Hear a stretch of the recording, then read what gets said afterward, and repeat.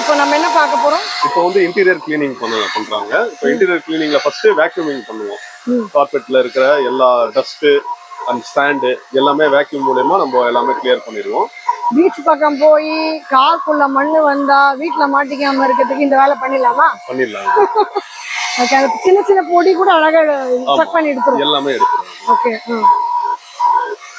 அப்புறம் சீட் உள்ள இருக்கிறது எல்லாமே பண்ணிடுவாங்க. நெக்ஸ்ட் வந்து நம்மளுக்கு டோர் வந்து நம்ம சைட் பேனல்ஸ் எல்லாமே கிளீன் பண்ணுவோம் இன்டீரியர்ல.